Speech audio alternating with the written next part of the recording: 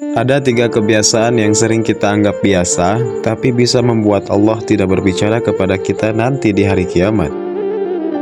Di kehidupan sehari-hari, ada orang yang sebenarnya tidak merasa dirinya sombong. Dia sholat, dia ibadah, dia terlihat baik.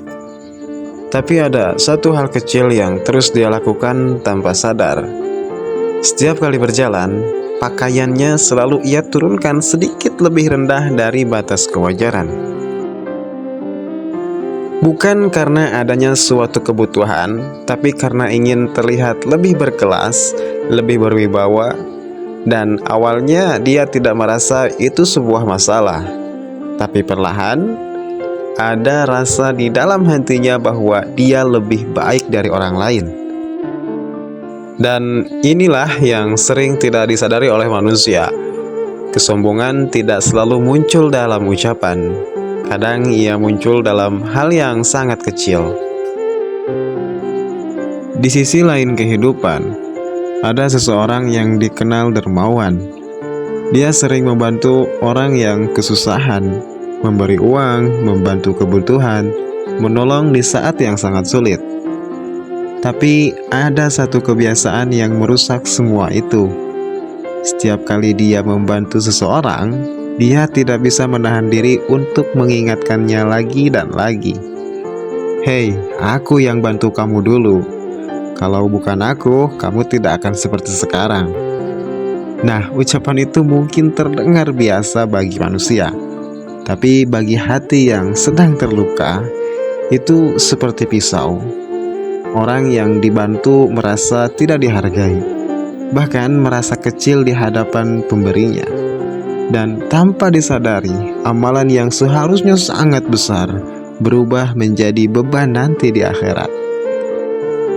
Kalau sedekah disertai dengan ungkitan, itu bisa menghapus pahala yang seharusnya besar.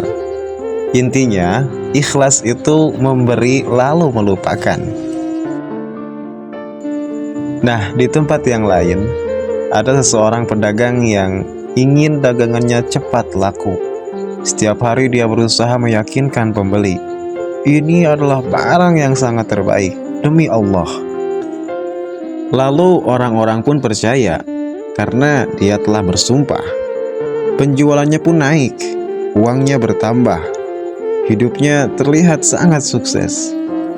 Tapi dia lupa satu hal, bahwa Allah melihat setiap sumpah yang keluar dari lisannya. Sumpah yang dipakai bukan untuk kebenaran, tapi untuk menarik dunia. Dan sedikit demi sedikit, yang hilang bukan hanya kejujuran, tapi juga keberkahan dari rezekinya. Penjelasannya, kejujuran mungkin tidak selalu membuat kaya cepat, tapi kebohongan pasti menghilangkan satu keberkahan. Tiga kejadian ini terlihat biasa, bahkan dilakukan begitu banyak orang.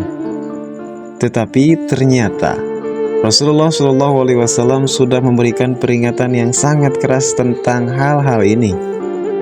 Qala Rasulullah SAW, salah satun la yukallimuhumullahu yaumal qiyamah wala yanduru ilaihim wala yuzakkihim walahum azabun alim.